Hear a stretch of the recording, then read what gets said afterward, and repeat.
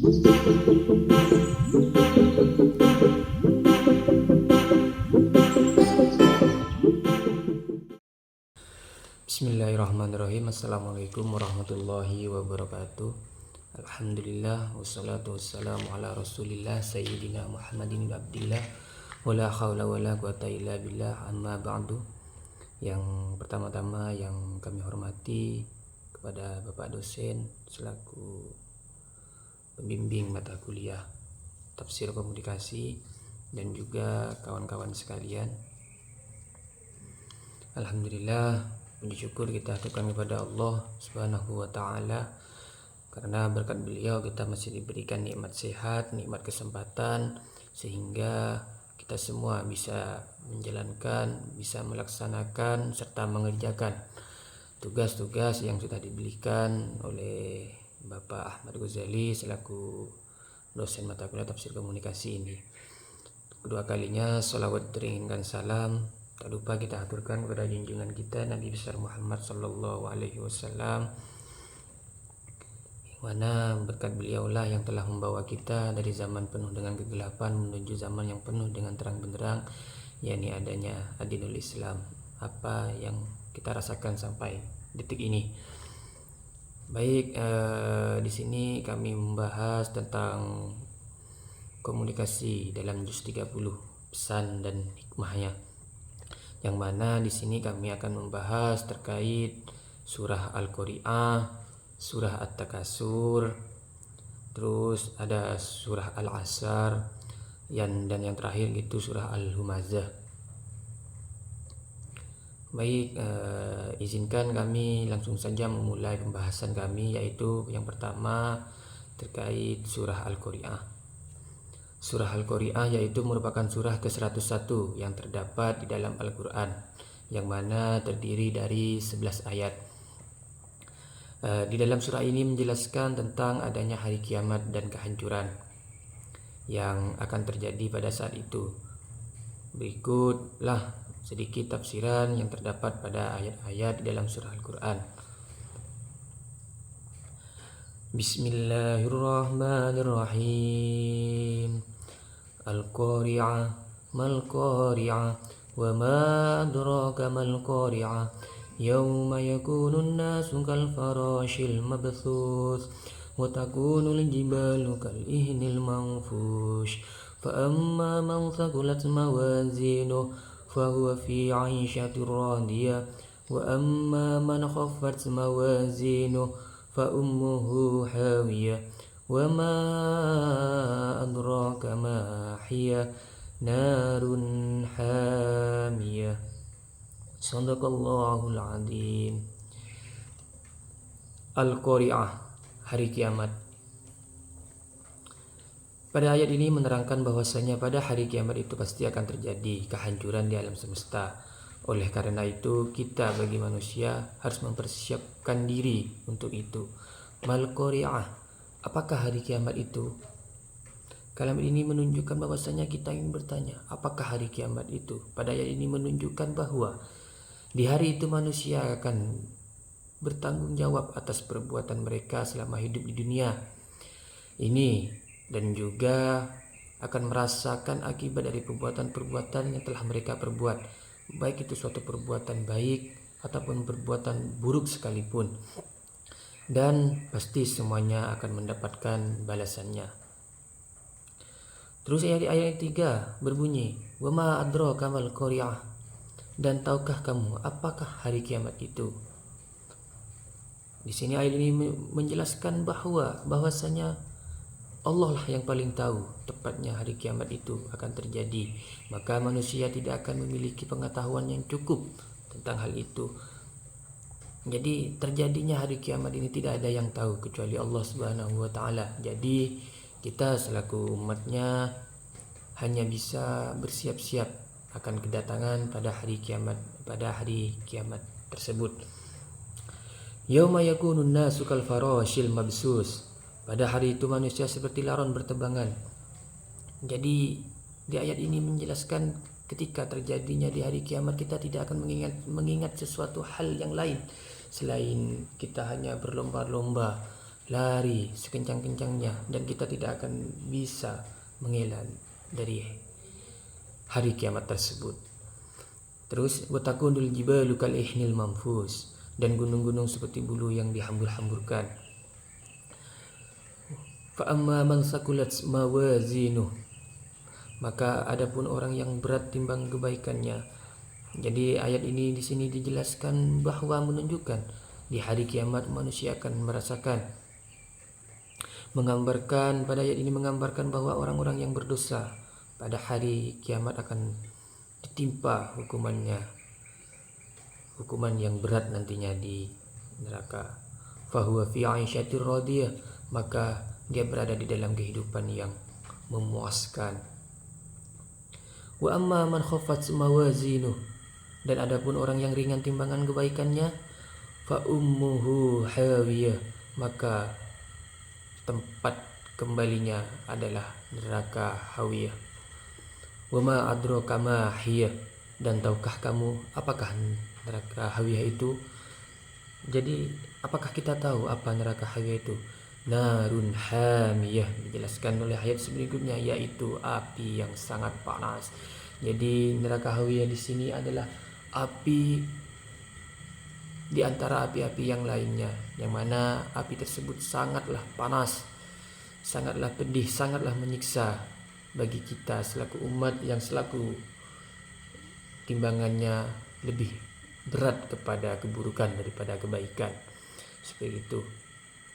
Demikian sedikit tafsiran singkat terkait surat Al-Qari'ah. Surat ini mengingatkan kita selaku umat Islam bahwa kiamat pasti terjadi dan bahwa kita harus mempersiapkan diri kita untuk menghadapinya dengan baik. Jadi tugas kita adalah sebelum hari kiamat itu terjadi, saya sarankan untuk kita berbuat baiklah kepada orang, berbuat baiklah kepada sesama manusia, karena kita tidak tahu nantinya apakah timbangan kita lebih berat kepada keburukan ataupun lebih berat kepada kebaikan. Kalau perbuatan kita lebih cenderung lebih banyak ke dalam keburukan, ya insya Allah kita akan masuk ke dalam apinya neraka Allah. Dan apabila kita lebih kepada kebaikan yang lebih banyak, maka tidak lain tidak bukan surgalah tempat kita nantinya. Mungkin ini sedikit tafsiran dari surah Al-Qari'ah. Baik, selanjutnya kita akan membahas terkait Quran surah At-Takatsur. Surah At-Takatsur adalah surah ke-102 dalam urutan Mushaf Al-Quran. Surah ini terdiri dari 8 ayat yang termasuk dalam kelompok surah-surah Makkiyah. Secara harfiah, At-Takatsur berarti bermegah atau berbangga-bangga dalam kekayaan dan jumlah. Surah ini memberikan peringatan tentang obsesi manusia terhadap kekayaan dan materi, serta bagaimana sifat-sifat ini dapat membuat manusia terhadap tujuan sejati kehidupan dan akhirat. Berikut saya akan membacakan terkait surah At-Takatsur. Bismillahirrahmanirrahim. Alhaakumut takatsur hatta zurtumul maqabir kalla sawfa ta'lamun thumma kalla sawfa ta'lamun kalla law ta'lamuna ilmal yaqin latarawunnal jahim thumma latarawunnaha 'ainal yaqin thumma latus'alunna yawma idzin 'anin na'im. Alhaakumut takatsur, bermegah-megahan telah melalaikan kamu, hatta zuldumul maqabir, sampai kamu masuk ke dalam kubur. Kalla sawfa ta'lamun, sekali-sekali tidak, kelak kamu akan mengetahui akibat dari perbuatan kamu itu. Tsumma kalla sawfa ta'lamun, kemudian sekali-sekali tidak, kelak kamu akan mengetahuinya. Kalla Lau ta'lamuna ilmal yaqin, sekali-sekali tidak, sekiranya kamu mengetahui dengan pasti. Latarawunnal jahim, niscaya kamu benar-benar akan melihat neraka jahim, yaitu neraka jahannam. Summa latarawunnaha 'ainal yaqin. Kemudian kamu benar-benar akan melihatnya dengan mata kepala kamu sendiri. Summa latus'alunna yawma idzin 'anin na'im. Kemudian kamu benar-benar akan ditanya pada hari kiamat tentang kenikmatan yang megah di dunia itu. Surah At-Takasur dimulai dengan ayat-ayat menjelaskan tentang mengatakan bermegah-megahan tentang banyaknya harta dan anak-anak adalah kesenangan hidup di dunia. Akan tetapi kebaikan yang kekal ada pada Tuhanmu, yaitu ayat ini mengingatkan manusia bahwa kekayaan dan keturunan di dunia hanya sementara dan tidak akan membawa manfaat kecuali tidak digunakan dengan cara yang benar. Sedangkan kebaikan yang sejati terletak pada hubungan manusia dengan Tuhan dan tindakan-tindakan yang dilakukan dalam rangka mendapatkan keridhoannya. Selanjutnya ayat lain menjelaskan, selanjutnya surah ini menegaskan bahwa keinginan manusia untuk meningkatkan kekayaan dan jumlah keturunan tidak akan pernah puas, karena kepuasan hanya dicapai melalui pengabdian kepada Tuhan dan melakukan tindakan yang benar. Dan kamu akan mengetahui akibat-akibat apabila kamu melihat neraka. Kemudian sesungguhnya kamu akan memberikan penghitungan pada hari kiamat tentang apa yang kamu lakukan di dunia ini. Jadi di sini menjelaskan bahwa kekayaan dan jumlah keturunan tidak akan pernah puas, karena kepuasan itu hanya dapat dicapai melalui pengabdian kepada Allah Subhanahu wa taala. Dari surah At-Takasur di sini menyimpulkan dengan menekankan bahwa kekayaan dan jumlah keturunan tindakan penting dalam hidup, dan bahwa yang penting adalah mendapatkan keridhaan Allah Subhanahu wa taala dan melakukan tindakan-tindakan yang benar. Maka sesungguhnya hakikatnya kalian akan diberikan penghitungan pada hari itu, hari kiamat, tentang nikmat-nikmat yang diberikan Allah Subhanahu wa taala yang kamu perselisihkan di dunia. Ayat 8 dalam kesimpulannya surah ini mengingatkan kita bahwa kekayaan dan jumlah keturunan di dunia hanyalah sementara.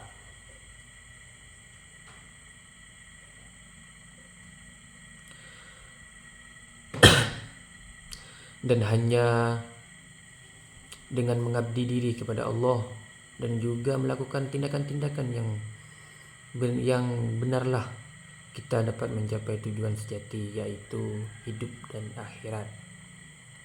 Allah Ta'ala juga berfirman yang berbunyi, kalian terlalu disibukkan oleh kecintaan terhadap dunia, kenikmatan dan berbagai perhiasan sehingga lupa untuk mencari dan mengejar kehidupan akhirat. Oleh karena itu, hal tersebut terus menimpa kalian sehingga kematian menjemput kalian. Lalu kalian mendatangi kuburan dan menjadi salah satu dari penghuninya. Ibnu Abi Hatim meriwayatkan dan Ibnu Zaid bin Aslam dari ayahnya, dia berkata, Rasulullah bersabda, bermegah-megahanlah telah melalaikanmu dari ketaatan sampai kamu masuk ke dalam kubur, sampai kematian menjemput kalian. Al-Hasan Basri mengatakan bermegah-megahan telah melalaikanmu, yakin dalam hal harta dan anak. Dan adapun di dalam kitab Sahih Bukhari mengatakan mengenai Ar-Rika'ah, perbudakan dari Ubayyah bin Ka'b, dia berkata, kami pernah melihat hal ini dan di dalam Al-Quran sehingga turun bermegah-megahan dalam melahirkanmu, yakni seandainya anak Adam memiliki lembah emas. Cukup Sekian penjelasan dari surah At-Takasur.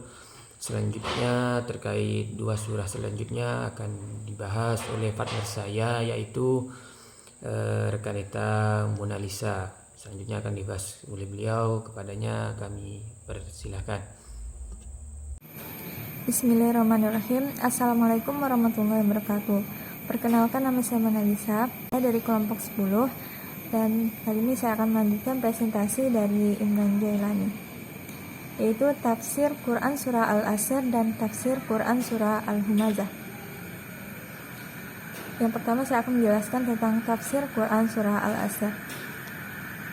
A'udzubillahi minasyaitonirrajim. Bismillahirrahmanirrahim. Wal asr innal insana lafi khusr illa alladhina amanu wa 'amilus solihati wa tawasaw bil haqq wa tawasaw bis sabr. Surah ini berasal dari bahasa Arab dan merupakan surah ke-103 dalam Al-Quran.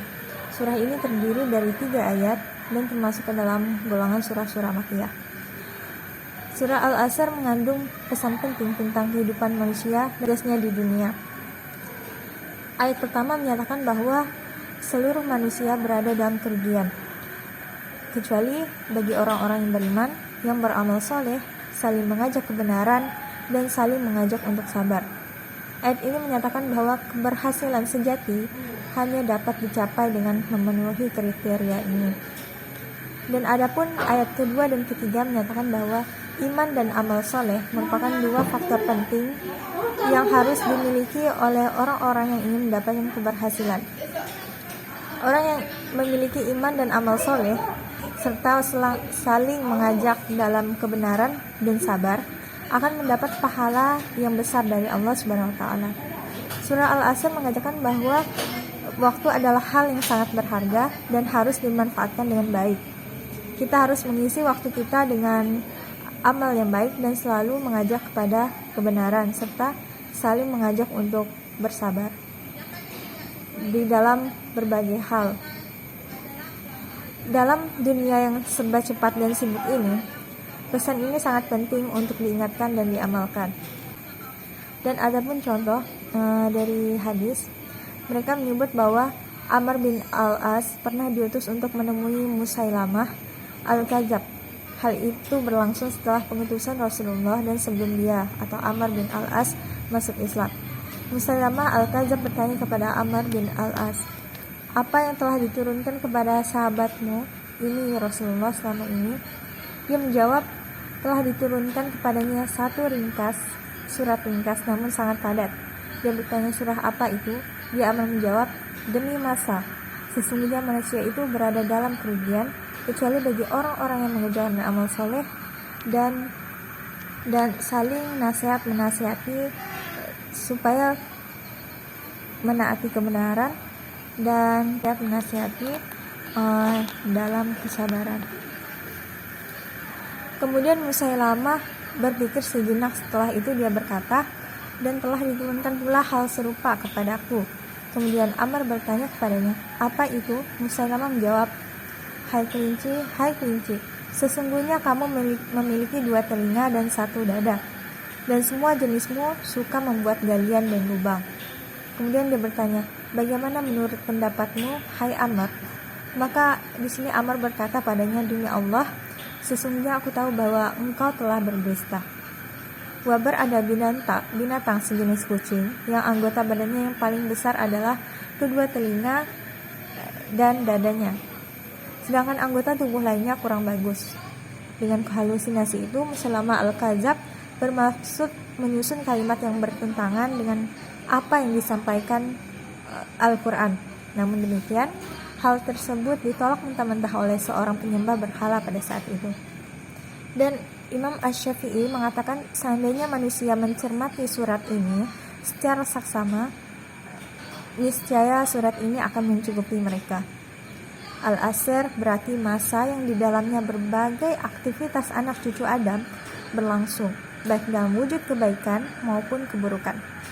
Imam Malik meriwayatkan dari Zaid bin Aslam, Kata al-asr berarti salat asar, dan yang paling populer ialah pendapat yang pertama.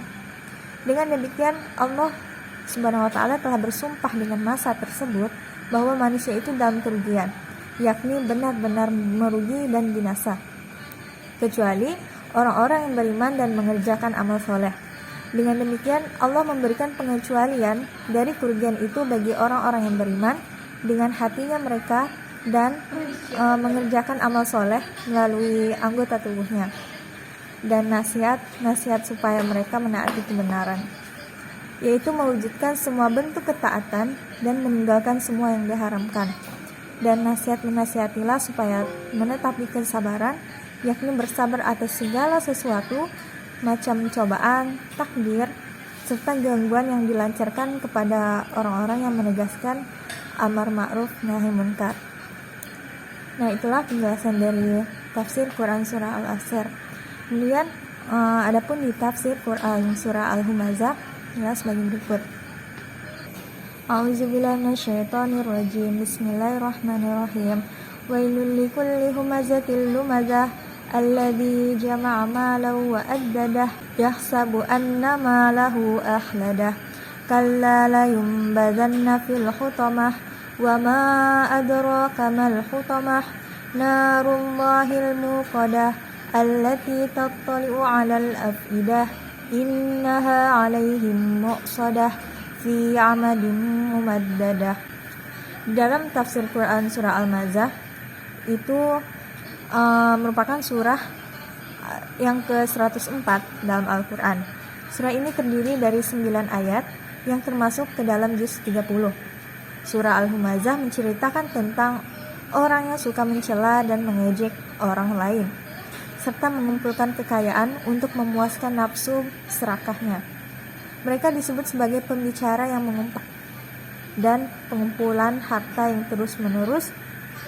Dan di dalam surah ini mengecam perilaku tersebut dan mengingatkan kita tentang akibat yang akan diterima di akhirat. Allah Subhanahu wa ta'ala telah mengatakan bahwa orang yang berperilaku seperti itu akan menerima siksa yang sangat pedih. Mereka akan dimasukkan ke dalam neraka dan akan merasakan azab yang panjang dan menyakitkan. Surah Al-Humazah juga menekankan bahwa pentingnya berbuat baik dan bersedekah, serta mengajak manusia untuk berusaha meningkatkan kualitas hidup mereka dengan cara memanfaatkan bagi diri sendiri dan orang lain. Secara keseluruhan, surah ini memberikan peringatan yang kuat tentang bahayanya perilaku negatif dan pentingnya berbuat baik dalam hidup. Surah Al-Humazah mengajarkan kita untuk tidak mengejek atau mencela orang lain, melainkan berusaha agar menjaga hati dan lisan kita agar selalu berbicara dengan baik dan memberikan manfaat bagi sesama. Al-Humazah sendiri berarti orang yang melakukan suatu umpatan dalam bentuk ucapan, sedangkan Al-Lamaz berarti orang yang melancarkan celaan dalam bentuk perbuatan. Artinya merendahkan dan menilai orang lain kurang itu bukanlah perilaku yang baik. Dalam penjelasan mengenai hal ini telah diberitahukan sebelumnya, bahwa yaitu pada firman Allah Subhanahu wa taala Quran surah Al-Qalam ayat 11, yaitu yang banyak mencela, yang kian kemari mengumbar fitnah. Ibnu Abbas mengatakan hamazatillah humazah berarti orang yang suka mencela dan menilai orang lain. Adapun Ar-Rabi bin Anas mengatakan bahwa Al-Humazah berarti melakukan pengumpatan di hadapannya, sedangkan Al-Lumazah berarti celaan yang dilakukan di belakang.